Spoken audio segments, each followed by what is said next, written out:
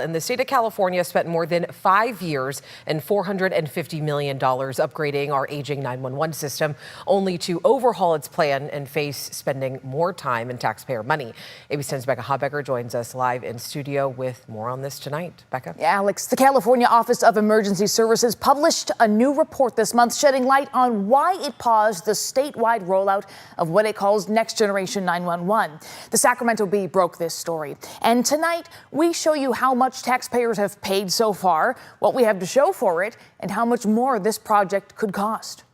911 emergency, what are you reporting? Throughout the state, California has about 450 emergency dispatch centers, also known as public safety answering points or PSAPs. California's overall system, what connects all these emergency services, is more than 50 years old. That's why in his first week as governor in 2019, Gavin Newsom vowed to modernize what he called the state's antiquated 911 system. Cal OES led the charge, choosing a unique regional approach with multiple vendors so an outage in one area wouldn't become an outage statewide. From 2019 to 2024, Cal OES says the state paid more than $450 million upgrading to what it calls Next Generation 911.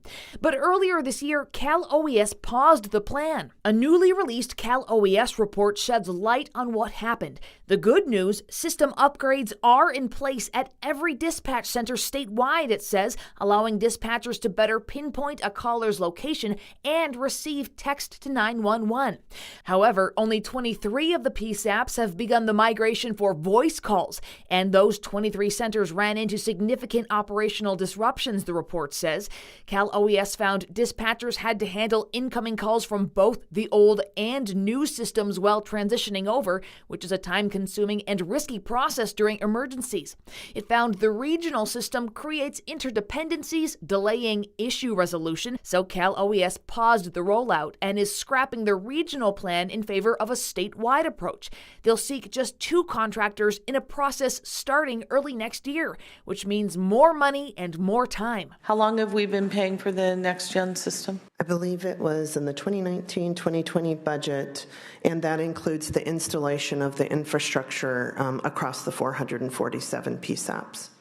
And how long did we say then it was going to take? The last time we were before this body, we assumed that we would be completed by the end of this year. The new Cal OES report says it now plans to complete the transition to statewide Next Generation 911 by 2030.